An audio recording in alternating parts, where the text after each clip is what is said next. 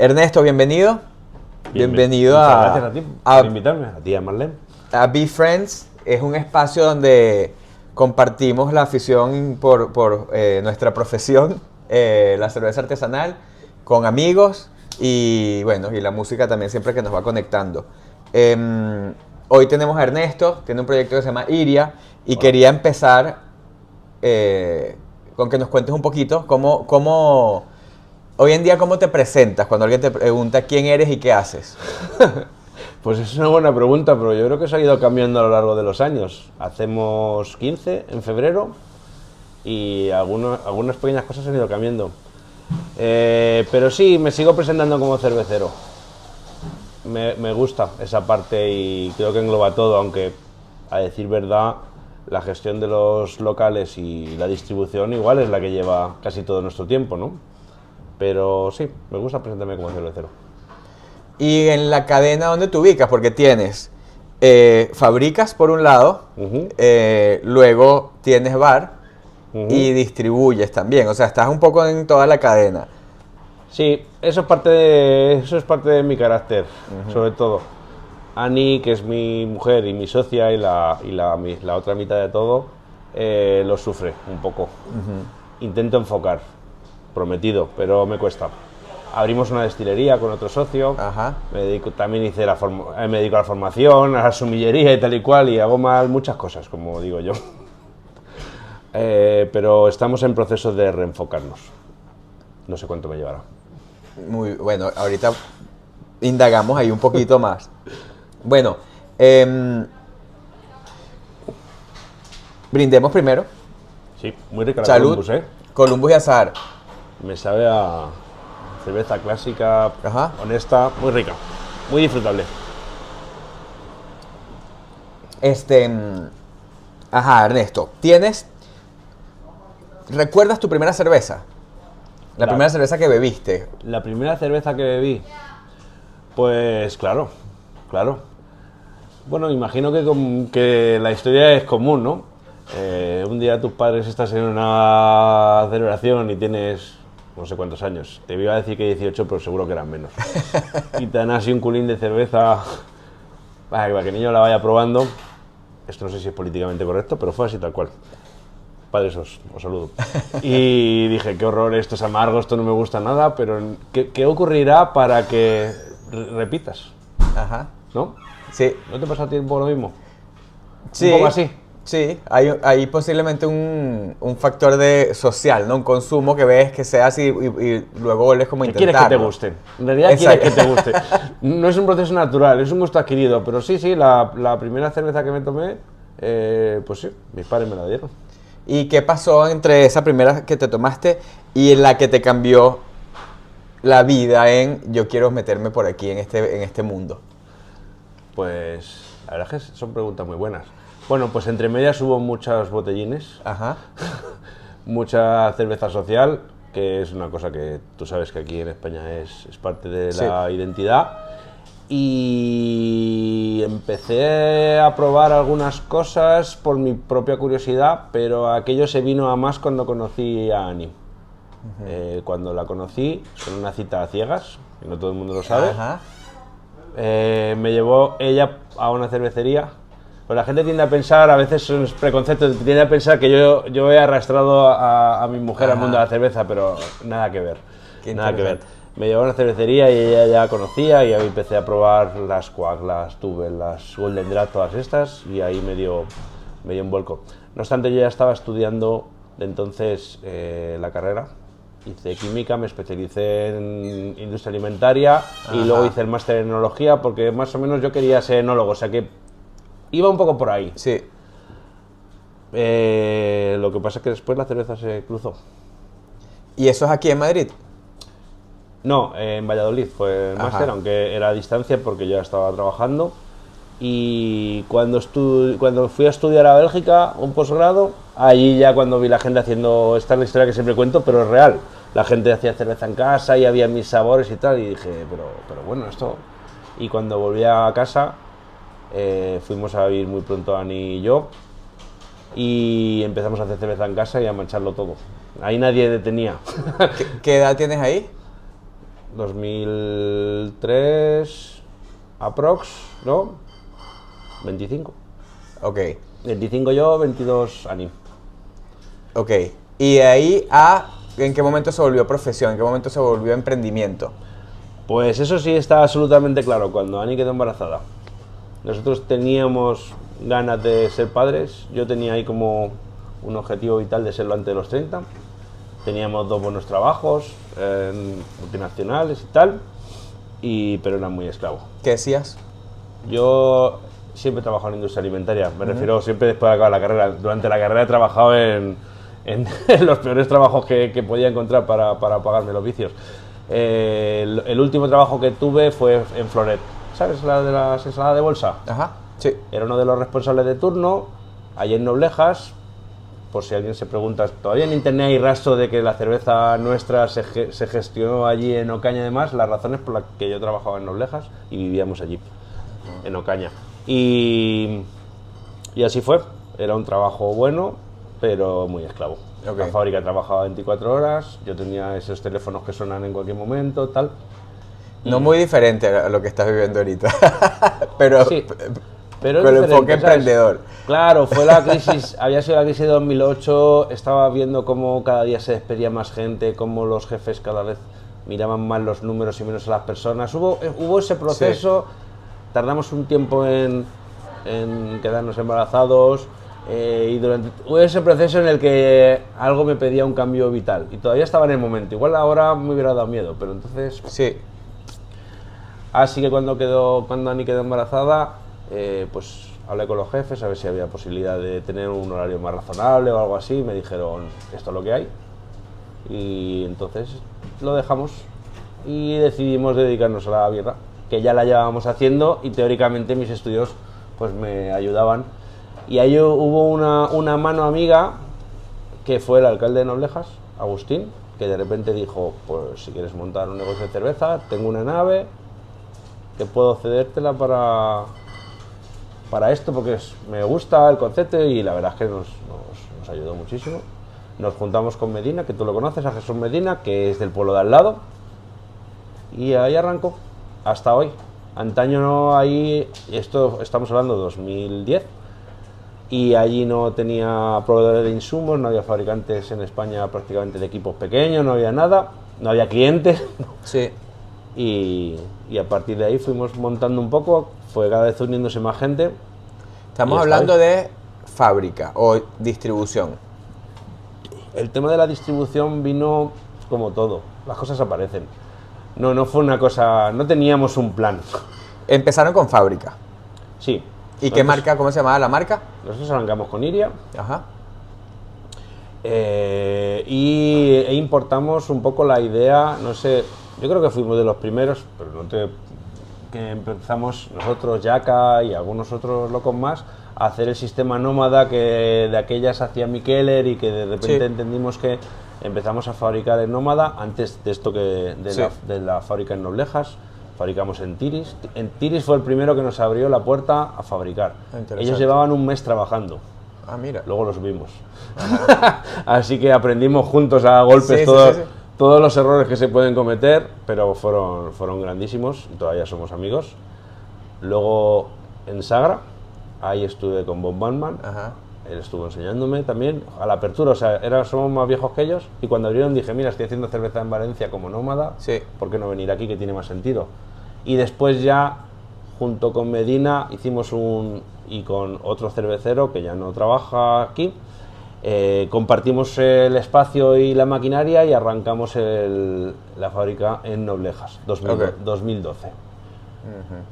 Durante el tiempo de ser nómada me di cuenta de que los cerveceros eran la mayoría artesanos que dedicaban todo su tiempo, esfuerzo y dinero en fabricar y realmente no tenían la capacidad de salir a vender.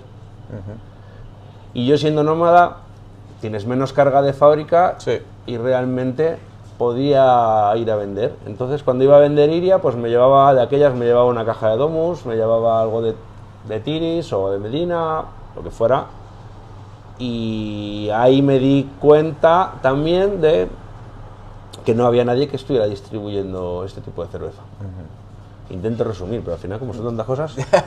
Así que, para no aburrir a nadie, así que ahí empezamos a pensar en la distribución. Conocimos a David y Javier de Cervezorama, Javier quería irse, compramos su parte, montamos la tienda de Cervezorama, que no sé si llegaste a conocerla. Yo no recuerdo. La tuve de 2012 a 2015. Ajá. Y ya en Cervezorama ya empezamos a hacer la distribución cada vez más seria y contactó con nosotros. Al final, para que te hagas una visual, Sí. iban apareciendo pequeños proyectos y de alguna Sí. manera se iban Encajaban, generando pues. sinergias, que algunas, al final es un poco darwiniano, ¿no? Algunas de esas sinergias evolucionaban a bien, otras nunca llegaban a nada, tal. De aquellas, Gabriel Zombier Sí. me dijo, oye, yo he montado una importadora, pero me gustaría tener distribuidores de zona y de UPAS, ya sé que... Porque antes de eso yo montamos Anillo una tienda en Ocaña, que fue un experimento loquísimo de tener una tienda ultra especializada en Ocaña, que duró unos meses. En Ocaña, no te lo puedo creer, ajá. Sí, y la gente pasaba a comprar, es que no había tiendas en Madrid de cerveza, y había un local ahí barato, lo cogimos, para perder dinero, pero fue chulo. Y ahí empecé a comprar algo de Zombier, y entonces luego él me contactó, y ahí ya empezó a ponerse serio, porque claro, él necesitaba a alguien que gestionase todo su catálogo, añadir a los nacionales que yo iba cogiendo por mi cuenta, más mi propia marca. Y entonces ahí la distribución empezó a coger dimensión. Nunca he dejado de fabricar. Cuando Noblejas cerró, porque ese proyecto caducaba Sí. per se, Sí. y entramos a la sociedad con Yaca, y digamos que ya nos estacionamos como cerveceros con parte de fábrica propia. También hemos trabajado con Monster Esperanto en Toledo como colaboradores y tal, y entonces ya somos menos nómadas, aunque un poco queda todavía. Y nunca he dejado de fabricar, pero es verdad que fabrico poco. A veces la gente me dice, ¿tú has cerrado la fábrica? Digo, no, yo sigo fabricando, pero a ritmo. Sí. Y la distribuidora fue creciendo. En 2015 cerramos la tienda, pero abrimos Chinaski. Y en 2017 abrimos la destilería, aunque esa la gestiona al 95% mi socio y colega José. Y entonces al final lo que te decía de reenfocar es que ha llegado un momento que decía, vale, soy cervecero, tengo una fábrica en Murcia de estilo tal, además la parte de formación se me ha gustado mucho, y seguir estudiando. Sí. Saqué ahí el curso de sumiller, de profesor, tal cual, y digo, demasiadas cosas. Y la pandemia, pues, dentro de todo lo malo, me enseñó que igual había que podar un poco el árbol y Sí. centrarnos. Así que nos hemos centrado en la distribución mucho, aunque seguimos gestionando los locales. Abrimos el tablón de Valdemoro, que también Ajá. requiere su gestión, aunque es más Sí. fácil. Y ya estamos en 2020 y tantos. ¿Tú me conoces hace cuánto? Bueno, seguramente recién abiertos al final, porque tú tenías todo el panorama muy, muy visto, muy entendido. Nosotros abrimos en mayo del 2016, o sea que 8 años ya. así Bueno, es. pues los últimos 8 años más o menos los sigues, y los otros 6 o 7, pues los acabo de intentar resumir un poco. Ajá, Ernesto, y que en ese sentido, por un lado, lo que te cambió un poco, te hizo clic a esto es lo mío, esto es lo que hago, o lo que quiero hacer, perdón, Ujú. porque dijiste Quack, dijiste, o sea, fueron las cervezas belgas al final.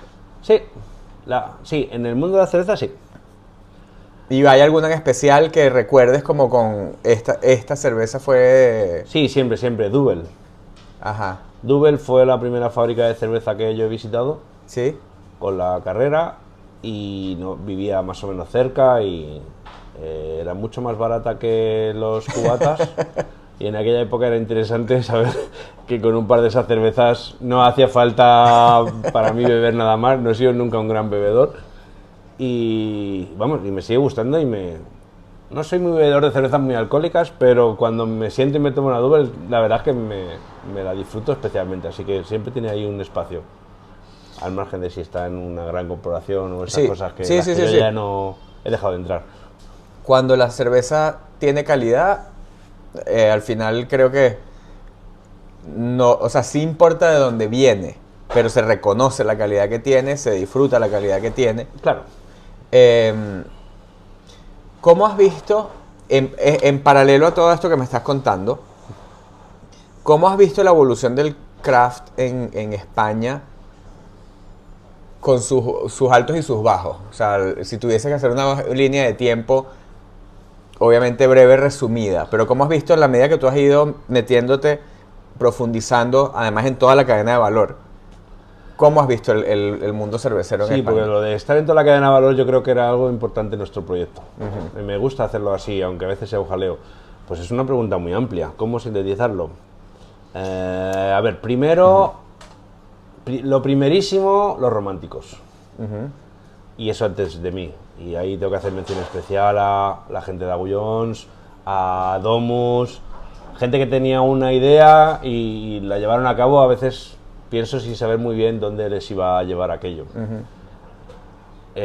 Cuando entré yo y luego después muy pronto, pues Sagra, Cibeles y un montón de tal, ya gente con un punto de, ¿cómo se dice? Backup, ya sabes, como que ya había un algo y ya con la idea de construir, pero demasiados de nosotros, no todos por supuesto, demasiados de nosotros éramos más cerveceros que empresarios y eso al final ha pasado factura. Hay saco de esa ecuación, pues por ejemplo gente como Carlos de Sagra o algo así que sí que tenían una idea empresarial. La mayoría de nosotros dijimos, parece que esto puede funcionar, adelante. Luego hubo una jornada posterior, 2015-16, que ahí por una parte se aprovecharon en el buen sentido de la experiencia que estábamos teniendo, sobre todo de la mala experiencia, ya había más facilidades, más insumos, más todo. Perdón. Pero también hubo una especie de boom de todo vale. Y sobre todo una cosa que siempre me ha llamado muchísimo la atención en el mundo de la cerveza es la cantidad de dinero que la gente estaba dispuesta a arriesgar. Me explico, en el 2015-2016 la gente, y esto es literal, no es soberbia, te llamaba para ofrecerte dinero. Oye, yo quiero invertir. Claro, nosotros no queríamos jugar a eso porque queríamos ser, al final en 2017 abrimos una ronda de inversión en la que tenemos unos cuantos socios, pero chiquititos, la mayoría de ellos, manteniendo el control de la empresa y demás, pero en el 2015 de repente había un todo vale en el que cada semana había una apertura y demás, y todos sabíamos que eso no podía durar mucho.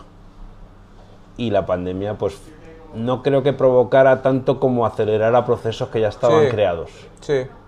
De hecho, nosotros estuvimos ahí muy al borde.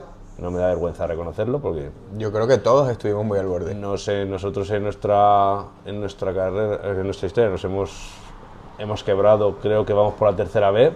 Ya, es como que ya si no aprendemos, ya creo que no volverá a pasar. Y en parte porque, por ejemplo, en el 2019 teníamos un equipo de gente, estábamos creciendo y habíamos contratado una persona de administración y tal y cual. Yo quería crear un equipo, que era lo que estaba acostumbrado a cuando pagaban otros. Y al final lo que me di cuenta es que el concepto no lo permitía. Crecíamos un 20% cada año. ¿Quién crece un 20% cada año? Es que eran casi startups, ¿no? Y entonces fue cuando empezaron las ventas y de las empresas, tal. Y la pospandemia, según los números de cerveceros de España, que de esto saben, el 43% de los proyectos cerveceros no han sobrevivido. La razón, pues son muchas. Es verdad que algunos pues iban a acabar muriendo de una manera fue u un otra. acelerador realmente el COVID. Yo he llegado a pensar que el COVID no provocó tanto como aceleró procesos que ya existían, pero seguramente alguien oiga esto y me dirá, pues te equivocas, y tendrá razón. Una mezcla seguramente además. Pero al final el tener tantas patas de la mesa me ha dado, si algo me ha dado, aparte de dolor de cabeza, es una cierta visión un poco estereoscópica de negocio. El distribuidor tiende a pensar que el hostelero es una persona horrible, qué rico, una persona horrible que a veces, ¿no?, que te llama fuera de hora, y te sigue. El hostelero igual piensa el distribuidor que es una persona igual que encarece los precios. Bueno, ¿sabes? ¿No? Que cada uno vemos esa parte. Cuando de repente estás a los dos lados de la mesa, dice, bueno, pues igual no es tanto, ni de un lado ni del otro. Un poco sí. Así que eso es lo que te puedo decir ahora. Y luego ha habido una tercera o cuarta, no sé, generación de proyectos muy sólidos con otros miembros. Ok. ¿Sabes? aparte de rondas de inversión muy grandes que ha habido en el mundillo, que todo el mundo sabe que son públicas y que al final son los proyectos que sobrevivirán, me imagino. La pregunta que me queda ahora es aquellos pequeños proyectos que surgieron hace ya una pila de años, que si serán capaces de adaptarse a esta nueva situación, ¿no? Sí. Y como, ok, ahí hay dos cositas. Una era, ¿cómo ves la influencia de otros países en todos estos años? Además, tú lo has vivido muy de cerca porque tú ofreces producto de afuera. Y hubo un momento donde se ofrecía, obviamente Bélgica siempre ha estado presente, hubo un momento donde Inglaterra tuvo un peso fuerte, el Brexit lamentablemente le dio un golpe. Pero bueno, has vivido el tema del producto polaco, el producto americano. Sí. ¿Cómo ves esa evolución y cómo ves esa influencia en la cerveza en España? Ani, si cuando diga esto se va a reír porque ahora estoy ahí picadísimo con los podcasts de geopolítica. Entonces vamos a hablar de la geopolítica de la cerveza. Que queda así como muy, muy cultureta. Sí, indudablemente hay muchos movimientos. Lo que pasa es que son difíciles de analizar por separado. Que Inglaterra haya dejado prácticamente de ser un proveedor de cerveza en España, salvo cosas que todavía se siguen trayendo, pues está haciendo que otros países estén aprovechando. De repente los países del este, Polonia, además, han sido un mercado muy potentes, cerveza de calidad. Sí, un precio súper competitivo, exactamente. Pero, por ejemplo, a raíz de la invasión de Rusia en Ucrania y los precios de combustible y demás, los europeos del este están teniendo más dificultades, están subiendo los precios y la cosa vira. En su momento la cerveza americana siempre ha sido un poco, ¿cómo diría yo? El estándar ahí de lo más moderno y la más tendencia y lo más high. Es la cerveza que soporta realmente, en mi catálogo, por ejemplo, que soporta los precios. Si vas a pedir 15 euros por una lata de cerveza, si es norteamericana, más fácil es que te la compren. Si lo hace, me da igual, francés, español, portugués. Estoy de acuerdo. Aquello desapareció un poco cuando en Europa empezaron a hacerse muy buena cerveza más barata. Ahora parece que hay un poco de resurgir de aquello, porque los americanos siempre parecen ir, norteamericanos, incluidos canadienses, siempre parecen ir un paso por delante, ¿no? En tener, claro, al final es que si ellos son los que producen los lúpulos, muchos de los lúpulos modernos y las técnicas modernas, por mucho que queramos... Sí, van más adelante, sí. Claro, lo ideal sería crear aquí una masa que hiciera que ellos tuvieran que ir a rueda, pero luego ha habido otra... Que lo tuvo, la cultura, o sea, al final la cultura cervecera viene de acá. Y ellos recurren constantemente a Europa ya por cultura, ¿no? Por estudiar recetas, por ir como... Nos vamos al medioevo y encontramos que esto está aquí. Sí, pero son una hormigonera. Cogen tu IPA, le dan la vuelta, la hacen más atractiva, tal y cual, y luego te la venden y te dicen, esta es la forma buena de hacer IPA, porque la IPA es un ejemplo paradigmático. Hay nuevos actores que hacen muy interesante el mercado, como el Cono Sur. Por ejemplo, Australia, Nueva Zelanda, ya hace mucho tiempo que son potentes cultivadores de su propio lúpulo y cada vez más mercados, y encima creo que Australia es, por encima de Bélgica, el mayor consumidor de cerveza per cápita del mundo, que es una curiosidad. Los argentinos tienen lúpulos que no se plantan fuera de aquellos tal, y tienen una industria grande y demás, y brasileños están también entrando. Está siendo muy interesante esta deslocalización, ¿no? Sí, totalmente. Que la cerveza permite un poco, por que no es tan crítico el terroir, ¿no?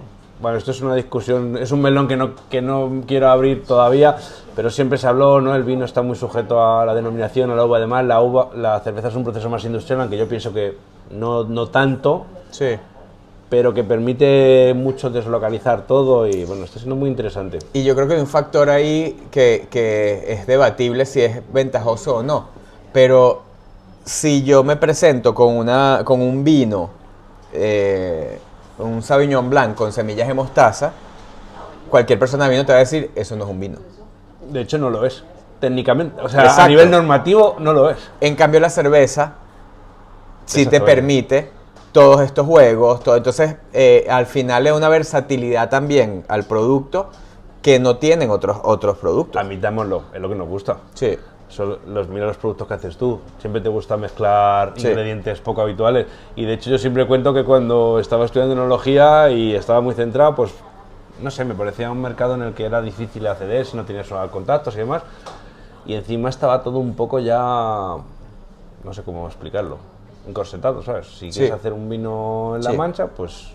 y llamarlo de La Mancha, es esto, Ahora los vinos naturales lo han hecho mucho más divertido, pero mi percepción era que era un mundo que estaba ya todo hecho y sin embargo la cerveza, escucha, ni siquiera había quien fabricara un fermentador de 500 litros en España porque los caldereros trabajaban para otros volúmenes y otra gente. Sí, no, siempre se ha dicho que hay tantos estilos de cerveza como cerveceros y al final el terroir es un poco...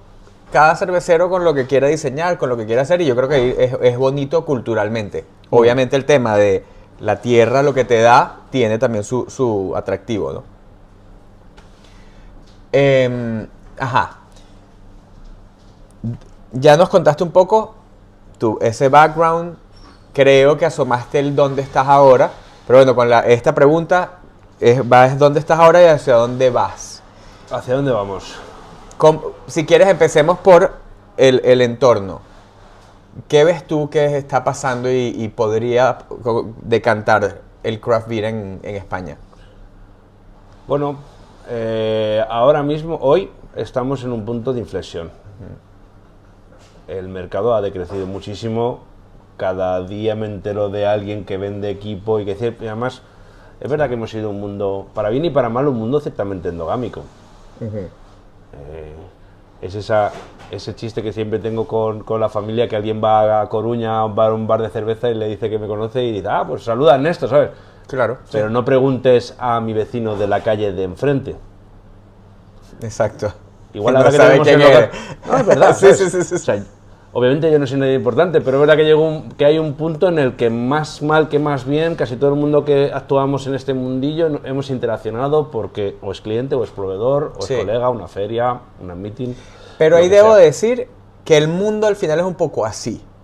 Es verdad que estamos hablando de un micro, ¿no? Como el micro del micro.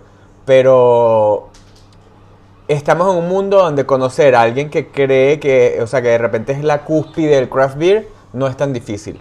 ¿Sí? No, exacto. Y eso pasa al final en todas las especializaciones. Sí, eso pienso.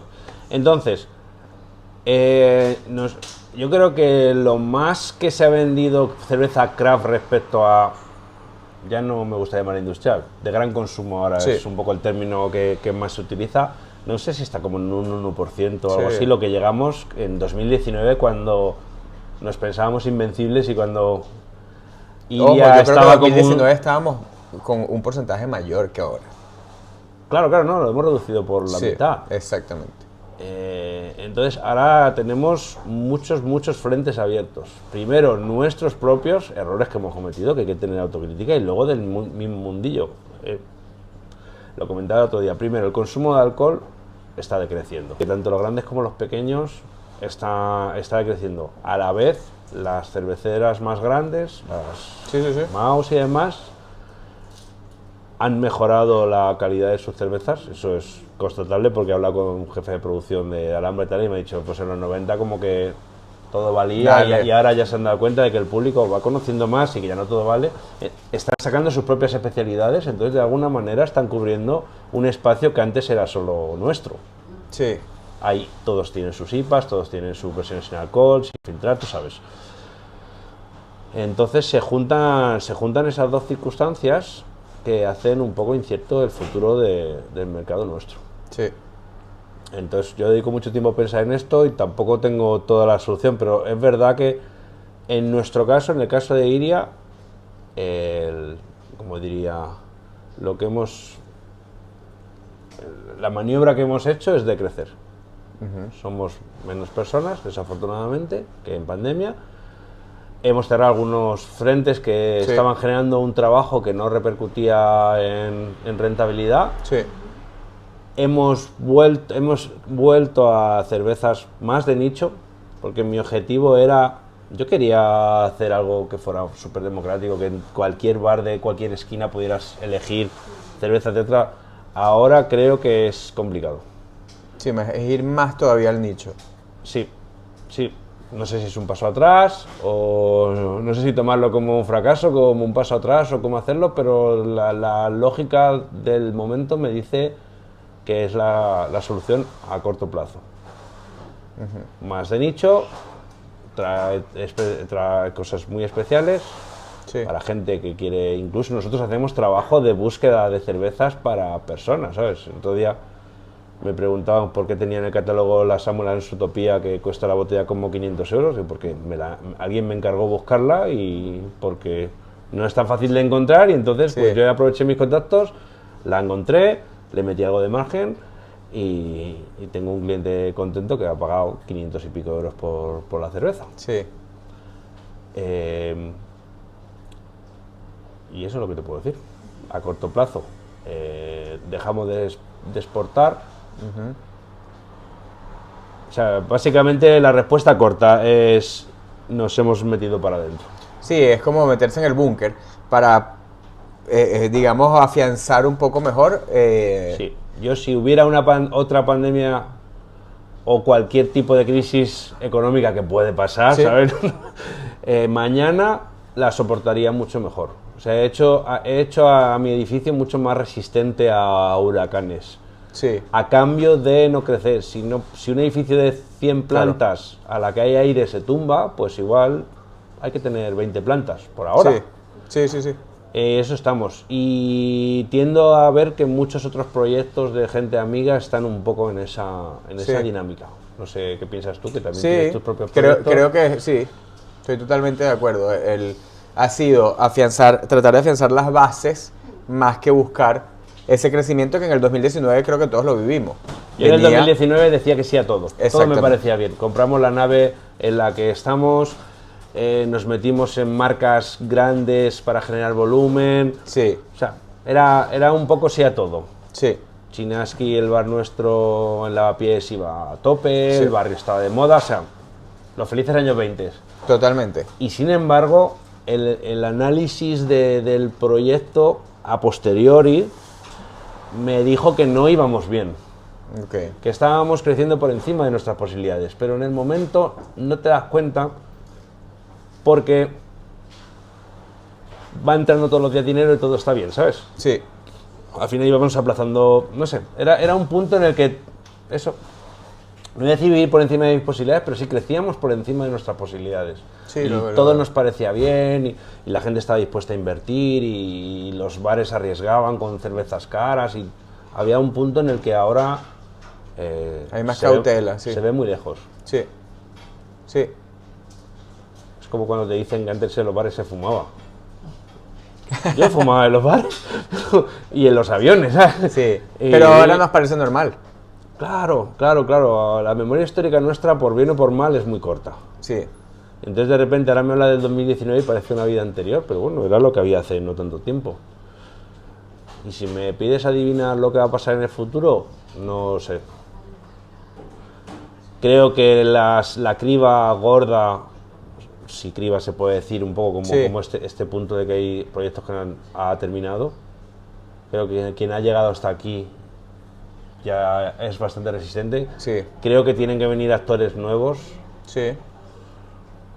que cojan todo eso y le den otra vuelta. Creo que se va a favorecer mucho lo local. Vamos a volver un poco a lo de antes. Sí.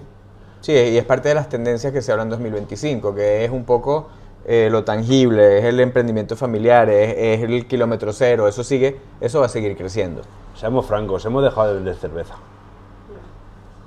Yo ahora, por ejemplo, cuando yo tenía muy claro que teníamos que tener un sitio de venta propia, yo creo que vosotros también, cuando quisisteis generar vuestra marca, entendisteis que sin un sitio de venta propia el proyecto era complicado. Sí. Intentar vender tu marca a otros tiene mucho menos sentido que defenderla en tu casa. Sí. Abrimos Chinaski porque Lavapiés estaba a tope y Valdemoro, aunque es un pueblo grande, no pensaba que pudiera funcionar en ese momento Sí. como para que un local se pusiera al día. En cuanto acabó la pandemia, dije, Ani, esto ha cambiado.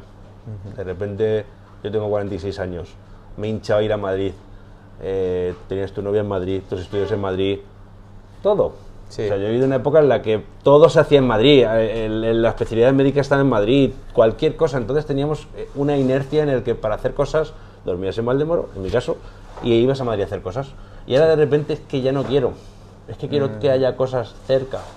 Y empezamos a vender la experiencia de nuestro Tap Room, que al final es una nave industrial, es un espacio igual menos confortable que muchos bares, y ahora la gente lo aprecia y nos está acompañando mucho, gente además sin prejuicios de antes, gente, o sea, tu vecino. Sí.